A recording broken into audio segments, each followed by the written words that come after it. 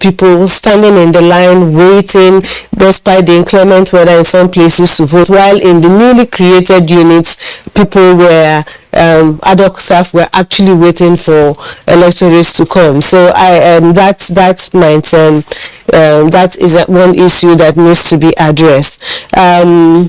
Again, when you look at a situation where the EFCC and the IPC are roving around and arresting people in pockets of places, that brings a dent to the situation. Otherwise, with the beavers working seamlessly, people patiently waiting, that could have given this election a very good outing, a very strong rating. But these pockets of situations, which of course the politicians would want to highlight to their advantage, begins to bring the question about the credibility of the process. But from our observation, it's not a large-scale event, because voter inducement was done very covertly.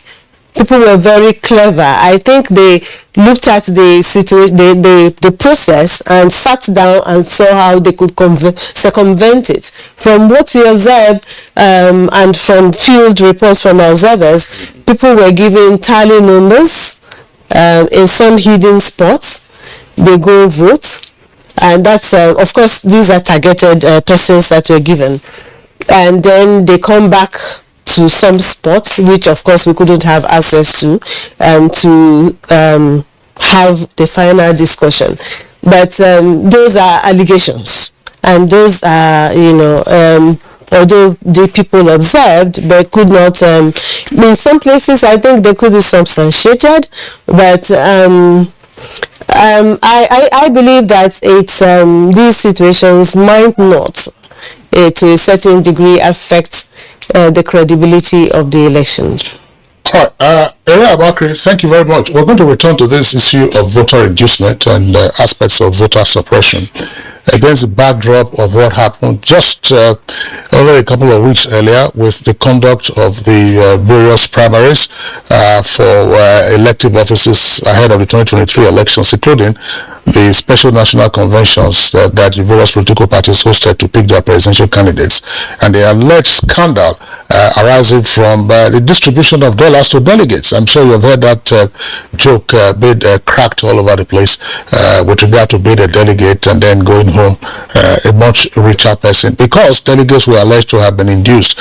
And here we were just on Saturday, the same tactics of voter inducement and all kinds of tricks, including the ones that you just described. Some reports said that the positioning of the voting cubicles did not guarantee secrecy of the ballot, that you could still do see and buy. So we'll come to that, and I will take the question to Amsri when we return from this short break.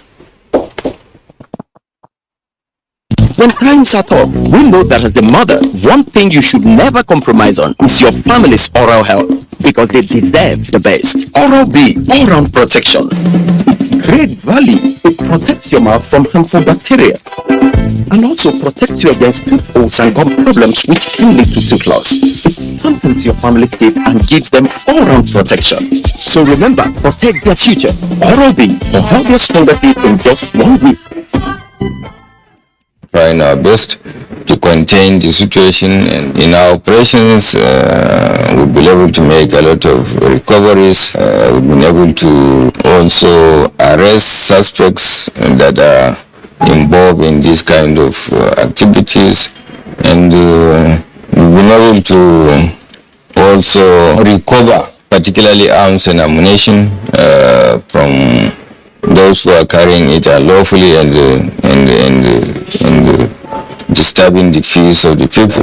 But generally, our morale in the Nigerian police is always guided by our commitment to do what we have sworn to do. Peace and security must be looked into as a priority by all, to look at security as the business of all of us. This message is from the Federal Ministry of Information and Culture.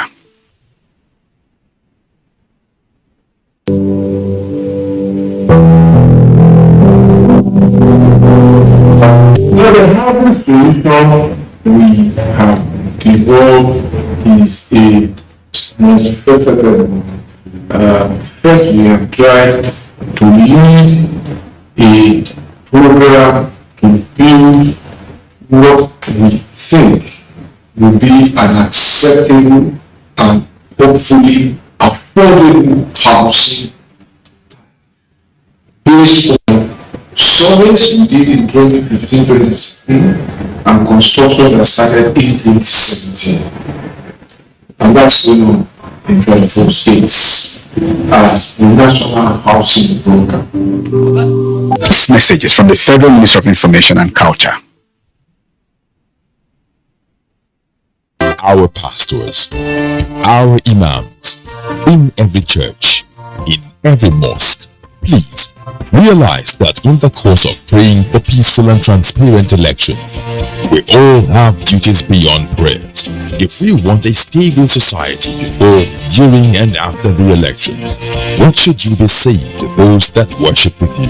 All Sundays and all Fridays, you are saddled with the responsibility of bringing up good generations. It is therefore your duty to both man and God to ensure peace all the time, no matter about elections alone. People talk to people and people listen. Talk to your followers. Make them listen to ensure peaceful 2023 elections. This message from the National Orientation Agency.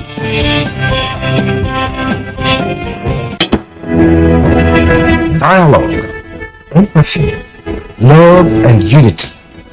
These are vital components of nation building. For all to be well, we appeal that we should refrain from volatile, provocative, inciting messages and language. Let's build and not destroy.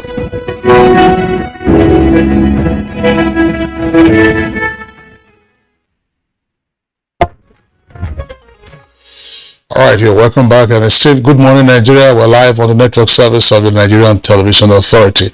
And I was prefacing my question to Ansri Ajanako before we went on that short break.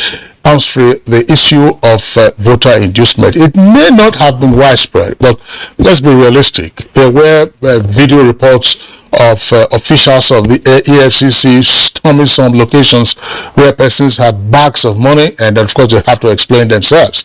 There was also an incident involving the civil defense. There was a claim that the civil defense prevented the agent of one of the parties from spending the money. I don't know how much was there. One account said 2 million, another one said 1 million. But see and buy was an issue rampant in the 2018 Ekiti election, and it would appear not to have been different this time around. I'm just wondering, I mean, you're also a media person. How do you contextualize this? Before the elections, we were being told Ekiti voters are sophisticated and so on and so forth, and then all of a sudden, you are hearing stories about the Bonsebe, and that's to say, vote and then cook your soup. How do you contextualize all of this and the fact that there seems to be almost a willingness to discount the fact that there was voter inducement? Absolutely, it was quite unfortunate seeing that INEC put in all this effort, other stakeholders did what they had to do to ensure the freeness, fairness and credibility of the process, and eventually the political actors, as they will always do, again found ways to subvert the process through vote buying. So in terms of contextualizing this, I would say for one that the context in which the election happened is a state that gave Nigeria the lexicon called stomach infrastructure. And so coming from that background, which we also flagged in our pre-election statement, we identified risk factors for vote buying. For instance, ASU is on strike. Many university towns in Ekiti, you had students milling around, and also the strike of ASU, for instance, in those university communities grounded the local economy. So even before the election, we had raised fundamental questions that many voters were seeing this election as an opportunity to collect monies, from politicians, to vote. But we don't go on to assess it and look at what the data is telling us. Our data showed 74% of our observers did not report incidents of vote buying from the respective polling units. And even in areas where the vote buying was reported, there were specific local governments like Ado Ekiti, Ido Osi, and Ifelodun. So that's some of the areas. So we wouldn't want the question of vote buying to taint all of the efforts that other stakeholders have put in. And this is why we believe that we should beam the searchlights on the political actors. You already referenced the presidential primaries, where we think most of the candidates in the primaries use dark monies to sway the vote. So if political actors use dark monies in primaries to sway the vote to their own advantage, and it comes to the election itself, it's a natural thing that they want to do. They want to do the same thing. So what I believe strongly is that we have to step up the campaign and not just do moral suasion on the question of vote buying, but also to celebrate what the EFCC has done, so that going forward we can have both the carrot and stick approach. You persuade people not to sell their vote, or persuade the political actors not to sell votes, but anyone found in the act, found culpable of that anomaly, will be held accountable. I think that is the way we can change behavior, so that we don't also use that to also undermine all the other efforts, all the other parts of the process that have been put in. Well, thank you so much, Amswe Ajanoko. Let's come back to INEC. CPS, you've heard what you said about vote buying. We've been talking about this all this while. The FCC was there trying to do its job, and of course the ICPC, and a lot of people, this have this deterrence factor indeed, of course, but the Electoral Act too has a provision for that, I must say, and of course together with violence. I don't know how much or how weighty, all right, is that very provision on defaulters in this regard, who might have been caught or who really want to be or participate in this, and how deterring would the EFCC action be? Well, before I go into what the Electoral Act says, let me take you back to how this whole thing started. Well, people say that vote buying started way back in the 50s and 60s in various forms. Now, like Mr. Osadolo rightly observed, this one reared its ugly head in the last 2018 Ekiti election. That was when people made so much noise about what happened and reported to INEC, called us, made all forms of allegation. We got all manner of things on social media platform about vote buying. Now, arising from that election, INEC consulted stakeholders. We had Osun election coming after that. And it was at the meeting with the stakeholders that people suggested that one of the things INEC should adopt is, one, don't allow people to go to the polling booths with their cell phones or any photographic equipment. So we adopted that. Then people said, two, we configure the polling booths in such a way that it would be impossible for people to show the ballot paper to the vote buyer. And we complied. So first, we incorporated that into our regulations, that nobody is allowed to come into the polling booth with a cell phone, because we discovered that you use a cell phone to snap the ballot paper, and then you can then show the person who's going to give you money. And then we change the position of the ballot box. We put it in the open, and it is not too far from the polling booth. Then we configure the polling booth. And I think in Osun, which happened shortly after Ekiti in 2018, the situation improved. And of course, we saw the noise about people saying that, why should INEC say people should not come to the polling unit area with phones and all that? And we said, no, we didn't say don't come to the polling unit area with your phone. You cannot go into the polling booth with the cell phone. And it's even part of the reason why EFCC was invited to join the Interagency Consultative Committee on Election Security to help us deal with the matter, because they are the agency, together with the ICPC, that have that power to deal with financial crimes and other miscellaneous offenses at that level. Now, coming to the Electoral Act, I think there are two issues. There is a provision against improper use of the PVC, and then there is bribery. For improper use, if you are found guilty, it's 1 million a fine or 12 months imprisonment. Improper use. Yes, improper use of the PVC in terms of, giving your PVC to other people or collecting money or just, not using it for the purpose. Just vote buying, actually. Just vote buying. Yeah. But there's also bribery, which is related. That's 500,000 naira fine or 12 months imprisonment or both. So I don't know whether that is, scary enough for people not to engage in it. But I think for us, enlightenment is the key. Ekiti surprises me because I have a friend from Ekiti who boasts to me that there is no household you go in Ekiti where you won't have a graduate, and Ekiti has the highest number of professors. So one will expect that for a state where you have a high number of educated people, they will be well attuned to the fact that vote buying and selling is not right. But we'll continue from our own point to enlighten the public about the dangers of vote buying. The INEC chairman said it several times, and when we meet with political parties, because they are one of our stakeholders, we tell them that these are the things that you should not engage in. And when we have such discussion, they assure us.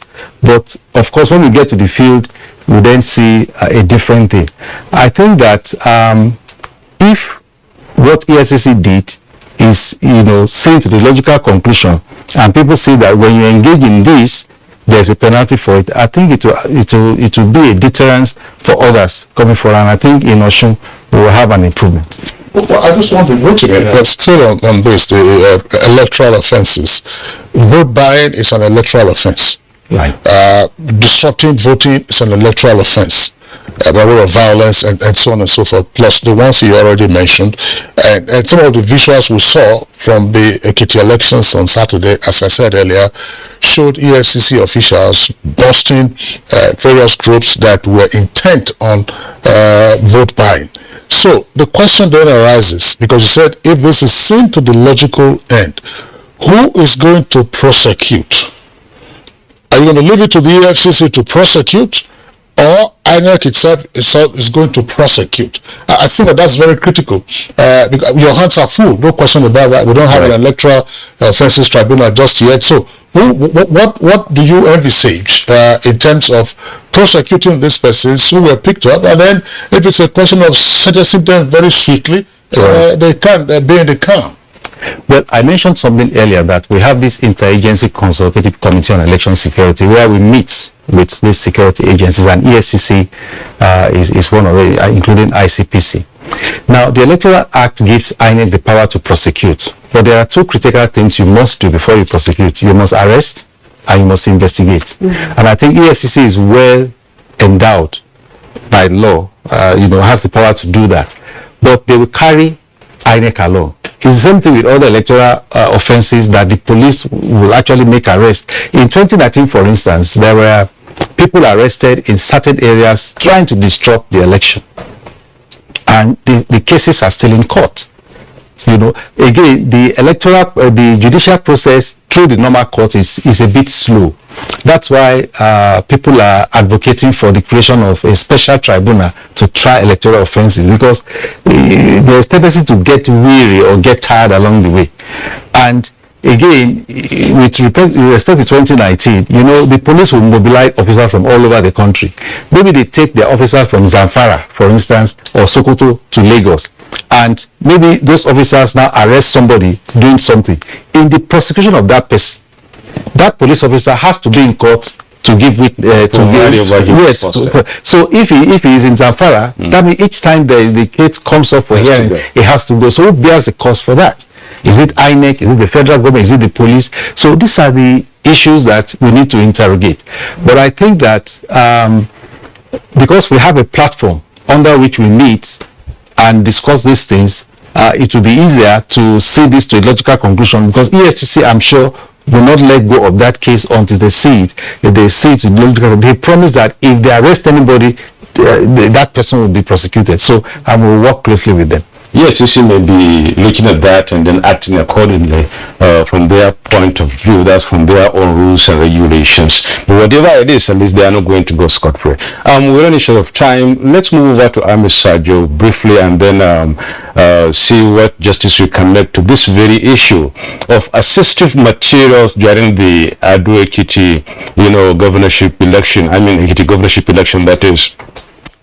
Briefly, the people with disabilities or people with challenges, the blind, the deaf, had, their own day. They had their own provisions too. There were supposed to be braille ballot boxes. There were supposed to be assistive materials and things like that. From your observation, what did you observe? Have these issues, these materials been provided adequately, and this class of people, have they really exercised their franchise without any hitch, without any problem? Well, thank you very much. I think, permit me to also comment on this issue of vote buying. There's a way we can stop vote buying, and that is by connecting the people to the governance process, making governance relevant to the people. One of the reasons why we had a very large turnout of elderly people in Ekiti State, I understand, is because of a program called, two programs called Onje Arugo and Owo Arugo that is targeted at elderly people, specifically. They are supported sometimes on daily basis and sometimes on monthly basis. It excited the elderly people, and they came and they voted and they danced. And those ones who could not have even bought them at the point of voting. It's something they can relate to. So if we can have good governance, if we can have governance that connects people to the process of leadership, I think they would choose the leadership without being induced. Secondly, I want to say that there was no amount of vote buying that could have changed the result in Ifaki, for example, because one of the candidates comes from there, or from Ikogosi, where one of the strong candidates come from, or even from Afon, where one of the candidates came from. So the vote buying thing has its own limitations. But like you said, this process of providing special attention to people with special needs, the elderly, the lactating and nursing mothers, and even expectant mothers, the people with fiscal challenges, whatever the challenges that they have, I think INEC should even take the matter a notch higher by providing in the guidelines now that certain persons should not be delayed at voting centers. If you notice that there were no seats, so people have to queue, and you don't expect people my age to stand in a queue for too long. Our backs will begin to question our standing on this queue. So I think we should institutionalize respect for people with special needs, the elderly, lactating women, the people with fiscal challenges. I think we should institutionalize support for this group of people. And we must also train our security agencies to begin to understand that empathy is key. We need to begin to empathize with ourselves. If somebody comes and the person has some special needs, it's not out of place to assist the person, ensure that the person performs this civic duty very, very seamlessly. I believe that if we institutionalize this, we will attract more people within the vulnerable groups who will come out, participate in the electoral process. But by and large, the electoral process should be friendly to the voter, and the voters must be connected with the leadership that eventually becomes the outcome of the electoral process. If the voters cannot connect with the leadership that the electoral process produces, the voters may either decide to decline coming out to vote, in which case we complain of voter apathy, or they come there and insist that let me vote and go and cook my soup. because probably this is the last time I will have any contact with the person I'm going to vote for. Okay, all right. Ahmed Sajo, thank you very much. You're still referring to the soup stuff. You know, the power situation in the country is terrible at the moment. If you cook that soup by this Saturday, if you have not taken the soup, that soup will go sour, by the way. And then that's the end of it. So back to the studios. Afsuri Ajanako, Ekiti is down, Oshun ahead. What would you like to see? What we would like to see is this very effective synergy we saw on the field. Like for us, from the point of view of observers, we were able to flag a number of issues, and we were able to draw the attention of INEC. By the way, this takes me back to the question of the beavers. Our observer data showed that within an hour of complaints being made where there were issues, there was response. And so we would like to see this going forward. We know that looking at Oshun, 30 local governments, that's a bigger task compared to 16 local governments we have in Ekiti State. So going forward, we want to see the synergy. We want to see the efficiency that was on display in Ekiti, also in Oshun, and to also be able to take that to the general elections in 2023. Okay, thank you so much. 30 seconds, Eddie. What do you want to say? Yes, I wanted to flag that in this election we saw 2 women in Ekiti, which was at variance with the last election where we didn't have any women candidates going in for that election, which was for us very important. I wish that could happen a lot more across board. But it's important for stakeholders to understand that we need to pay very close attention to persons with disability, because 63% of those who observed from our side mentioned that they visually impaired and those who needed sign languages didn't have that assistance that they needed. Okay. All right, thank you very much, Eric. Rotimi, tell us very briefly, how can the system overcome the question of uncollected PVCs? You have 900 and something thousand registering in Ekiti, for instance, 700 something thousand collecting their PVC, variance of 200,000. Is it that we're still having ghost registration? No, ahead anyway.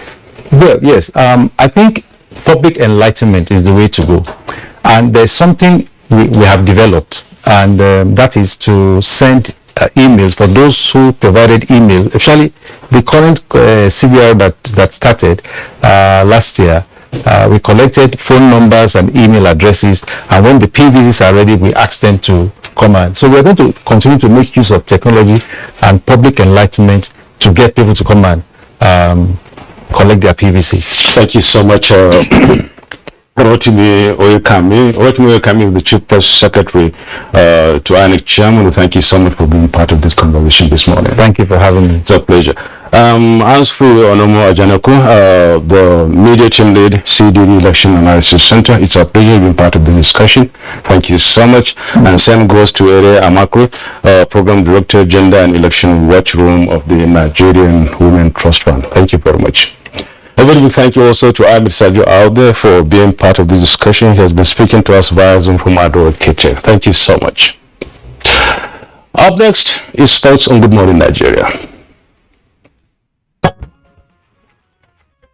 Super Falcons captain Onome Ebi has declared that the 9-time African champions are fully focused on the twin objectives of winning a ticket to the 2023 FIFA Women's World Cup finals and retaining their Women Africa Cup of Nations title in Morocco next month. Cup holders Nigeria and 11 other countries will contend for the coveted Women's African Trophy in the North African Kingdom between 2nd and 23rd July, and all 4 semi-finalists are guaranteed berths at the 2023 FIFA Women's World Cup. Nigeria have won 9 of the 11 championships contested so far, and Ebi, who has played in 5 FIFA World Cup finals since the 4 finals in the United States of America in 2003, was among the 19 early arrivals as the training camp commenced in Abuja on Thursday. In athletics, sprint hurdler Tobiloba Amusa has set a new 12.41 seconds African record in the 100 meters hurdles. The petite 25-year-old breaks the 9-month-old time of 12.42 seconds African record set at the final of the Diamond League last year in Zurich. The Nigerian was tipped as favourite to win the 7th leg of the scheduled 14 legs of the money spinning one-day meet, as she fulfilled expectations in a record-breaking fashion. Start so important, and Samba Mayera already into her running nice and clean. Amazan tracking behind. Semba still in the contention. Now Amazan coming through. Amazan putting away. Final barrier, brilliant. 12:40. Oh my word, into a slight headwind.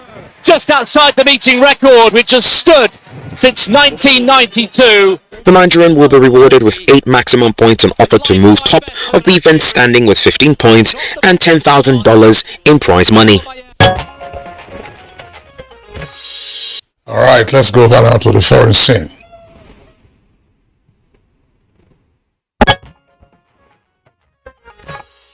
Report has it that French President Emmanuel Macron has lost control of the National Assembly in legislative elections after considerable gains by a newly formed left-wing alliance and record wins by the far right.